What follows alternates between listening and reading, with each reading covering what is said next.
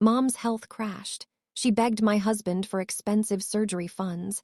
He said no, prioritizing our family. Furious, she rewrote her will overnight, erasing us both.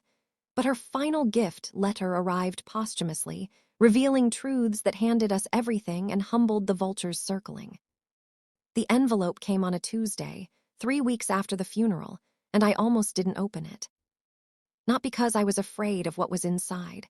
I already knew, more or less, what the will had done to us. Christina had made sure of that.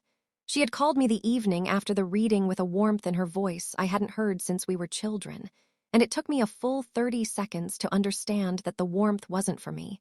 It was the warmth of someone who has just won something and needs a witness.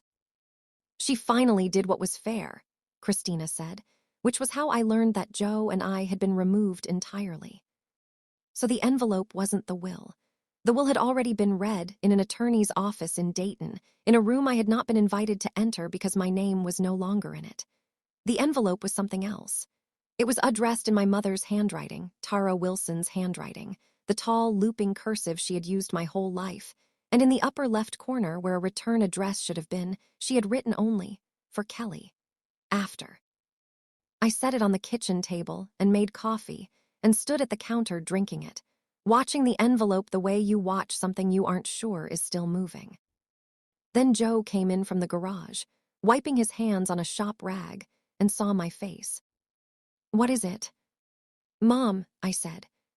He sat down across from the envelope without touching it, and we looked at it together for a moment, and then I picked it up and opened it.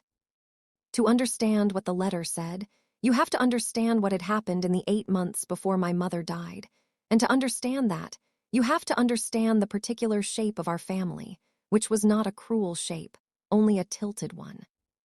Tara Wilson had raised Christina and me mostly alone after my father Robert's contracting business failed in 2009, and he moved to Tucson to start over and sent money when he could, which was not often.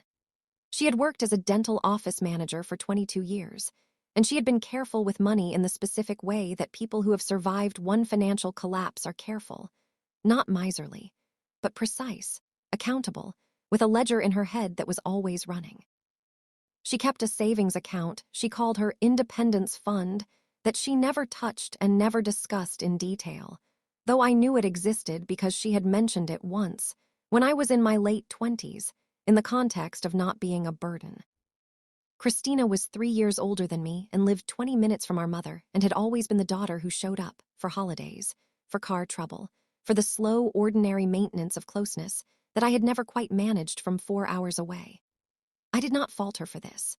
I had moved to Columbus at 24 for a job that became a career, and I had built my life there with Joe, and I had called my mother every Sunday without fail, but I had not been in the room. That distinction had always mattered to Tara in ways she didn't fully articulate and didn't need to. What I had not known, what neither Christina nor I had known, was that our mother had been quietly funding Christina's household for several years. Not dramatically, not in a way that announced itself. Tara paid Christina's car insurance and had co-signed a refinancing on Christina's house in 2021, and there was a pattern of transfers, modest and regular, that I would not learn about until much later. None of this was sinister. Tara loved Christina and Christina needed help, and Tara had the means to provide it, and she did. The ledger in her head was always running. The problem was the surgery. In February, Tara was diagnosed with a condition requiring a valve replacement. Her insurance covered the standard procedure. What it did not cover, what her cardiologist had described as preferable but not strictly necessary, was a minimally invasive robotic approach at a specialized facility in Cleveland that would have shortened her recovery time significantly and reduced certain procedural risks. The out-of-pocket difference was $42,000. She called me first. I want to say that clearly because the order matters. She called me, and I told her honestly that Joe and I did not have $42,000 liquid. We had a mortgage we were 2 years into, a car payment, and a savings account that we were building carefully, and that did not contain $42,000. I told her I was sorry. I told her the standard procedure had good outcomes. I told her I loved her. She called Joe the following day. I did not know she was going to do this until after it happened. Joe told me that evening, sitting at this same kitchen table. In the measured way, he told me things he knew were going to be difficult. She had called him directly, he said, and asked him to consider it as a personal commitment, not from our joint account, but from him, as her son-in-law, as a man who had a responsibility to his wife's mother. He had said no. He had said it, he told me, as gently as he could, and he had explained our financial situation, and he had told her that he hoped the surgery went well. She asked me not to tell you she called, he said. I sat with that for a while, the fact of the call, the fact of the secrecy she had asked for. She wanted to divide us, I said, not as an accusation, just as an observation. Joe said nothing, which was how he agreed with things he didn't want to confirm out loud.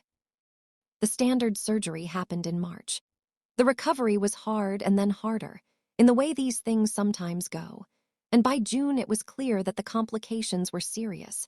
And in August, Tara Wilson died in a hospital room in Dayton with Christina beside her and me 4 hours away on a highway I drove too fast, arriving 40 minutes after.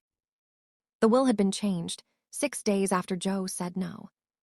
Christina called it justice, and I understood why she experienced it that way, because justice was the frame our mother had given her.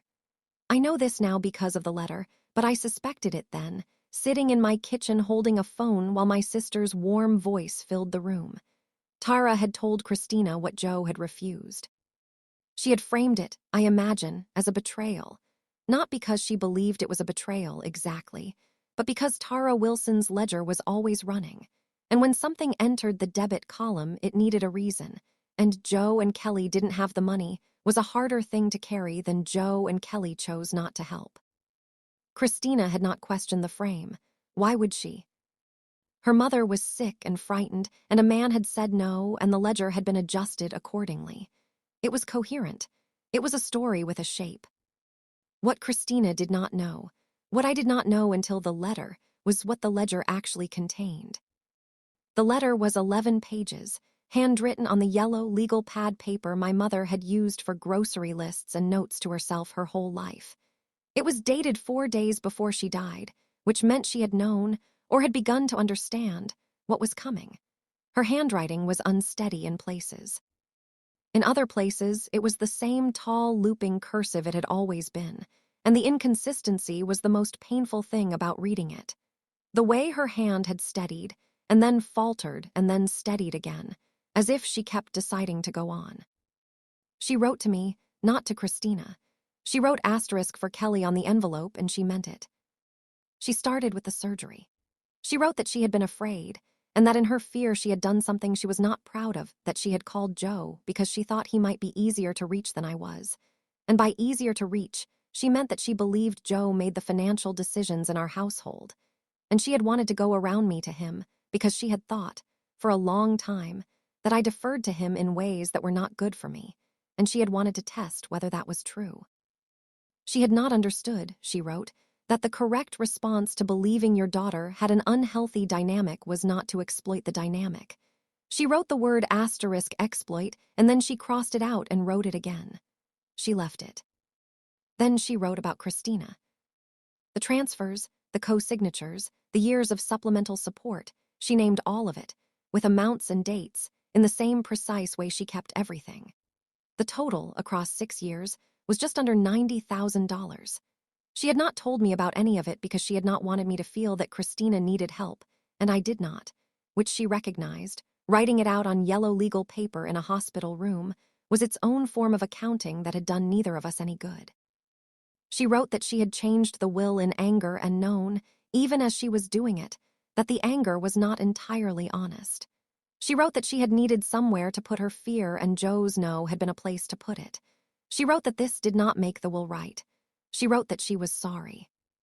And then, this was the part that made me set the letter down and look at the ceiling for a long time. She wrote about the Independence Fund. The Independence Fund contained, at the time she wrote the letter, a little over $312,000. It was held in an account in her name only, and it was not mentioned anywhere in the will because it had never been part of the estate she thought of as shareable. It was hers, the way herself was hers, the core thing she had kept separate from every obligation and relationship and ledger entry for 22 years. She was leaving it to Joe and me. Not in the will was what it was, and she was too weak to change it again and didn't think she had the right to keep rewriting it based on her moods, she said, which made me laugh in a way that hurt. But the account had a beneficiary designation, separate from the will, and she had updated it 6 days after she updated the will. The same day. An hour later, according to the timestamp on the form she had included with the letter, folded into the back pages. She had been afraid, and she had been angry, and she had crossed both things out of the ledger in the same hour. And then she had taken 11 pages of yellow legal paper and written down everything that was true. I called our estate attorney the following morning. His name was Gerald Park, and he had handled our own documents when we bought the house, and he was patient and thorough on the phone in the way that good attorneys are when they understand that the person calling them is holding something complicated. The beneficiary designation on a pod account, he explained, passes outside of probate entirely. It does not matter what the will says. The will governs the estate. The account is not part of the estate. If Tara Wilson had named Kelly and Joe Thomas as joint beneficiaries on that account, then the account belonged to Kelly and Joe Thomas, and no one needed to be informed, and no one needed to agree, and the will reading that had happened in a Dayton attorney's office 3 weeks ago had nothing to do with it. "Is the designation properly executed?" he asked. I read him the form. He asked me to photograph it and send it to his email. 20 minutes later, he called back. "It's clean," he said. "Do you want me to handle the transfer process?" I said yes. I sat in the kitchen for a while after I hung up. The yellow legal pad pages were still on the table, stacked carefully, edges aligned. Joe was at work.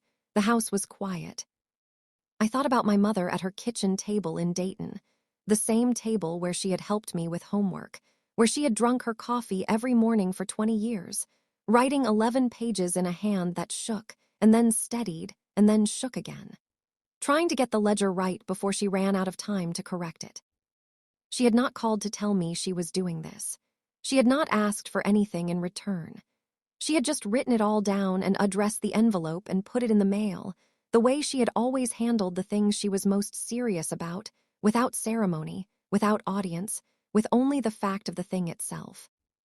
Christina called 4 days later.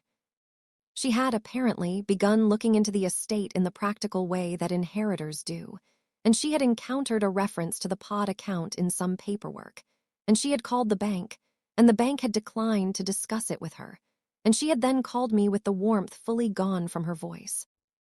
"There was an account," she said. "Yes." "Mom's savings account, her private one." "Yes." A pause.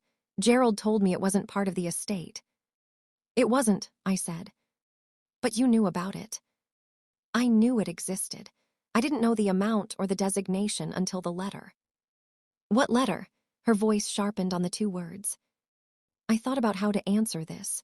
I thought about 11 pages of yellow legal paper. I thought about asterisk exploit, crossed out and written again. I thought about the way my mother had organized her fear. The surgery, Joe's no. The will changed in anger. The account designation changed in the same hour. The letter written 4 days before she died. And I thought that the whole shape of it, the entire architecture, was Tara Wilson trying to be honest with herself in the only language she had ever really trusted, which was the language of accounting.